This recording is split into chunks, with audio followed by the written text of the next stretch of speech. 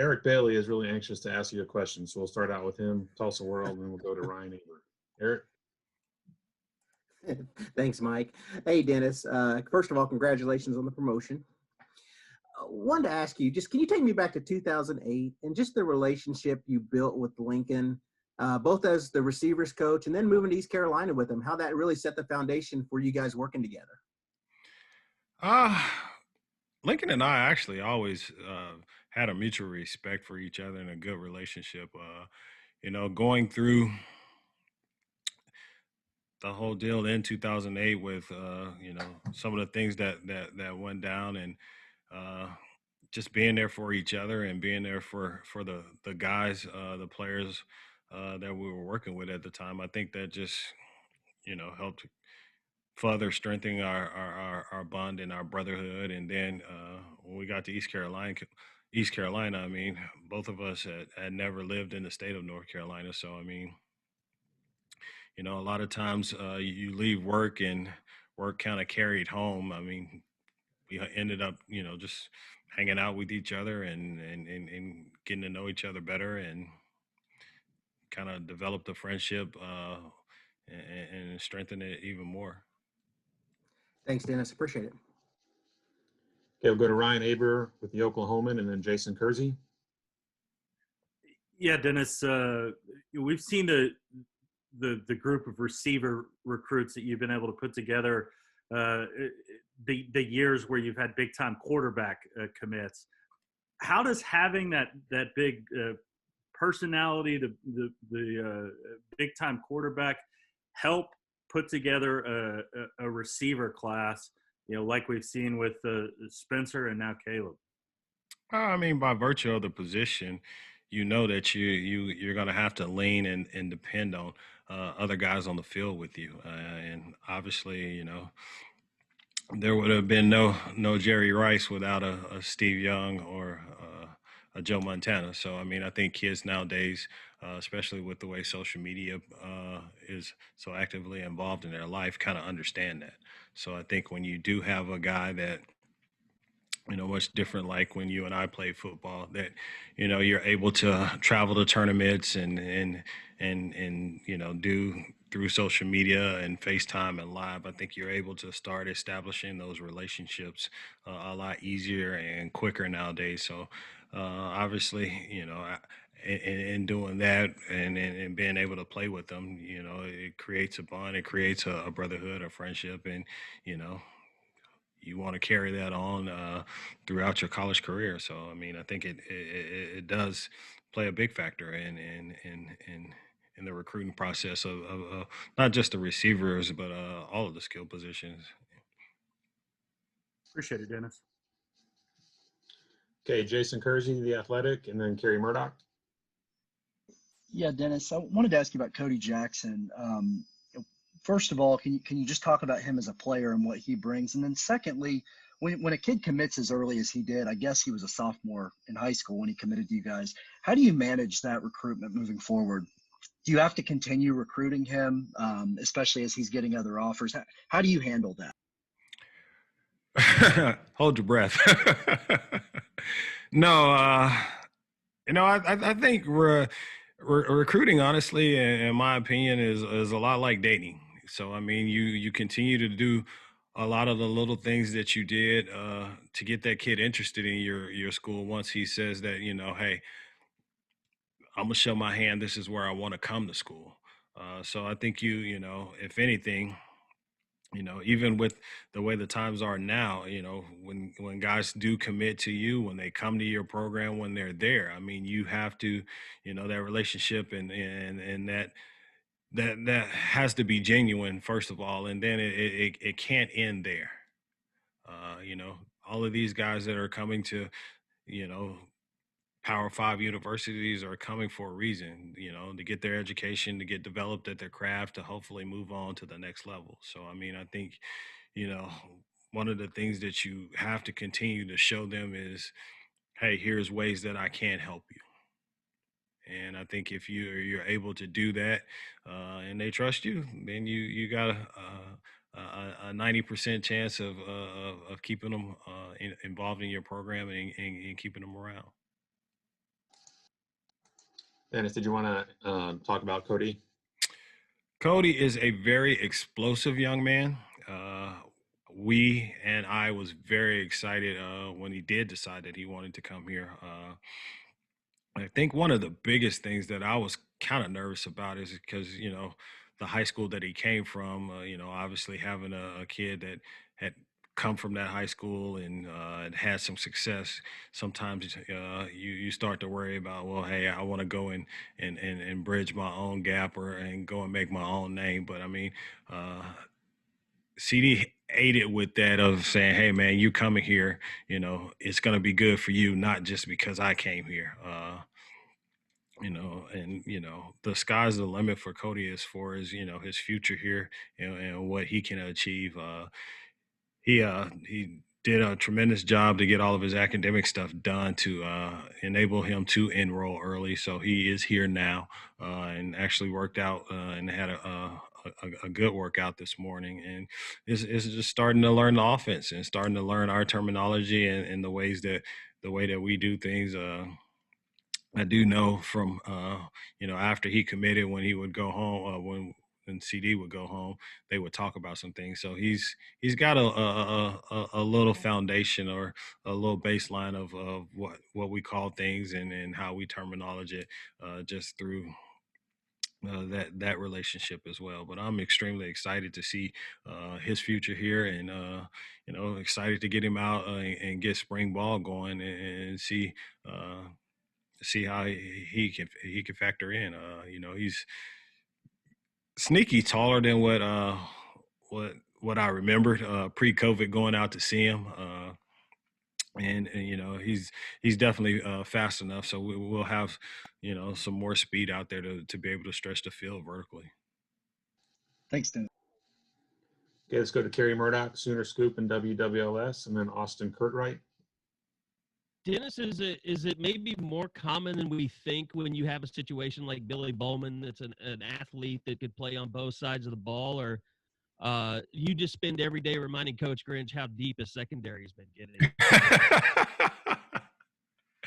No, I think the saying still holds true.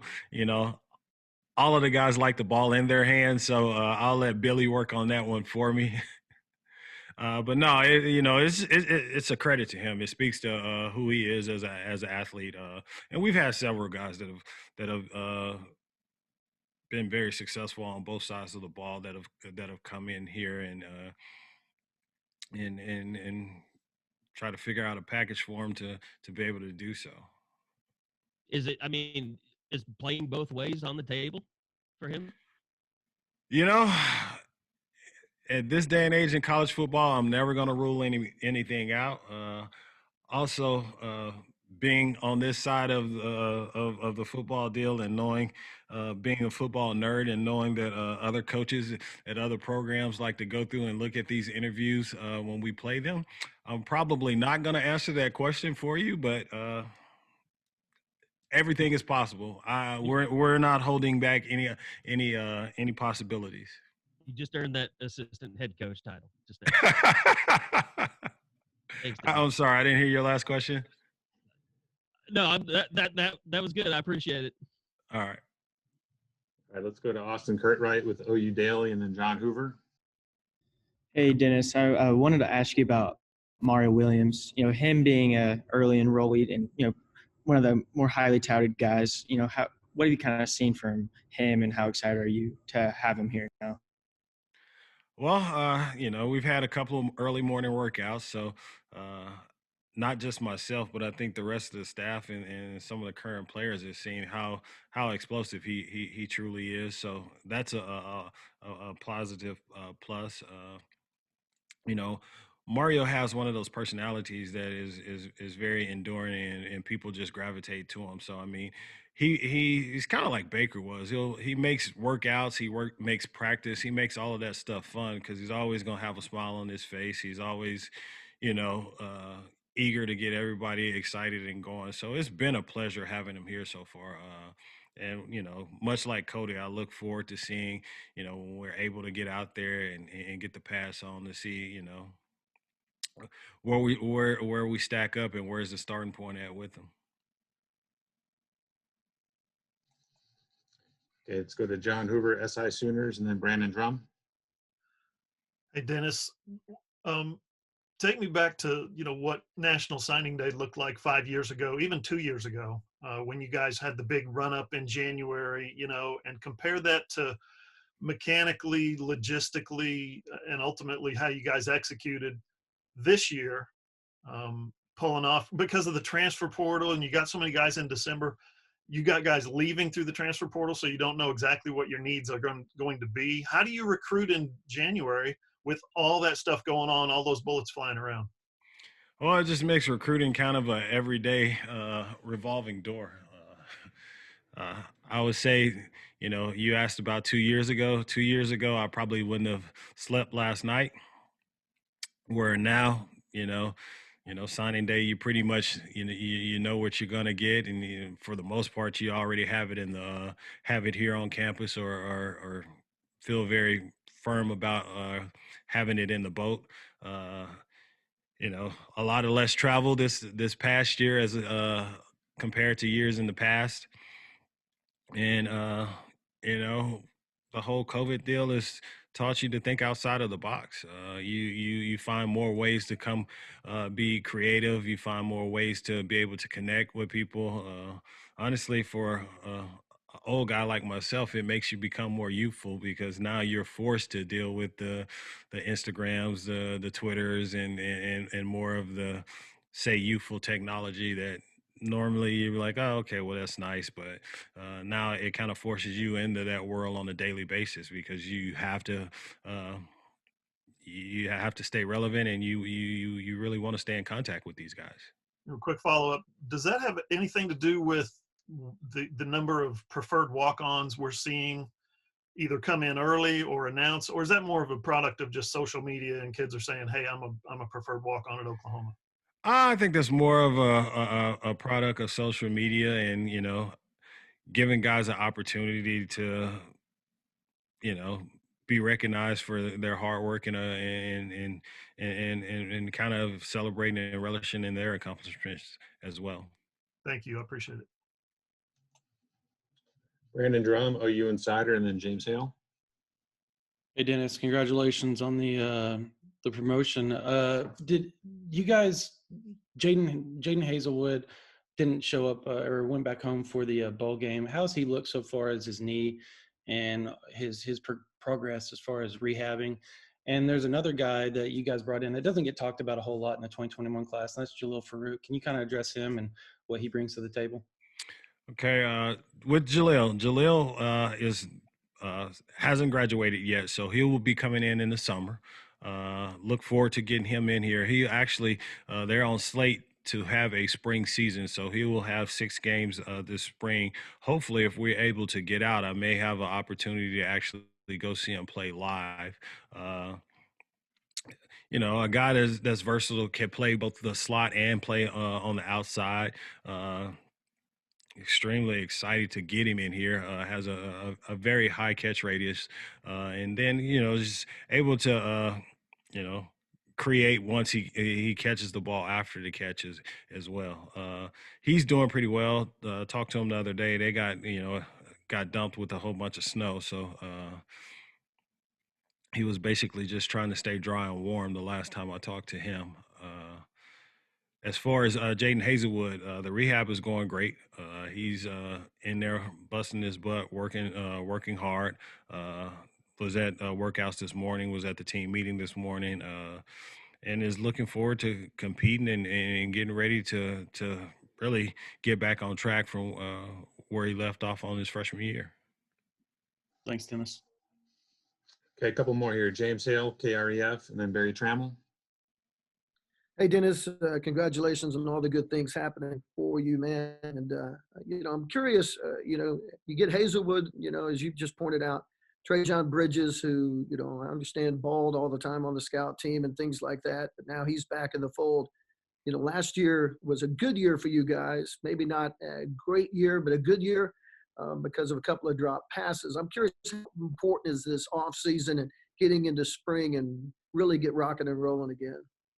It's extremely important. Obviously,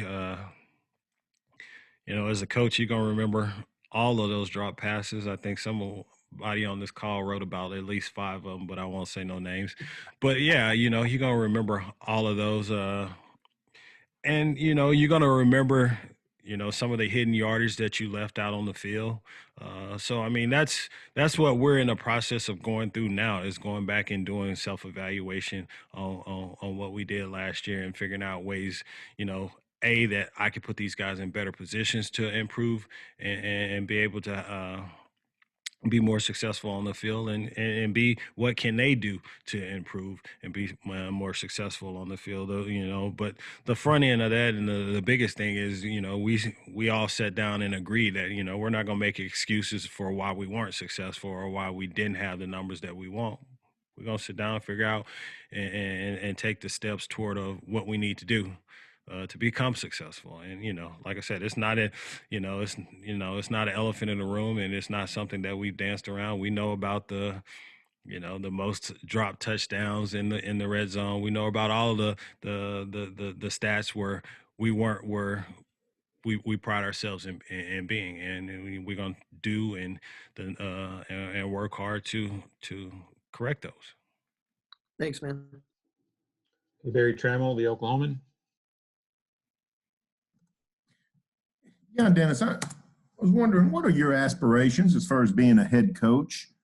And with all the talk about some of the barriers still in existence for Black coaches to ascend in the industry, what kind of things still need to happen so that we have better representation of Black coaches at the head coaching job? Do I aspire to be a head coach one day? Yes.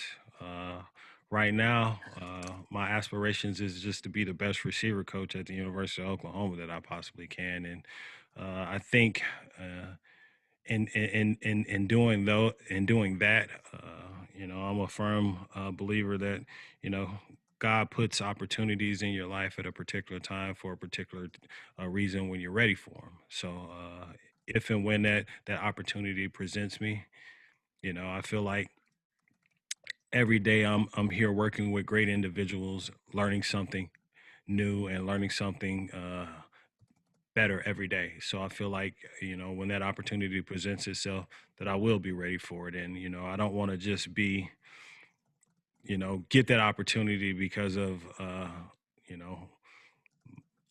my skin color. I want to get it because, someone feels like that I deserve that opportunity and that I'm worthy of it. And, when I do happen to get that opportunity, if it's meant for me, I want to make the best of that opportunity and not just be known as, a good minority coach, but, much like the two guys that I've worked for here, consider one of the best to ever done it in the business.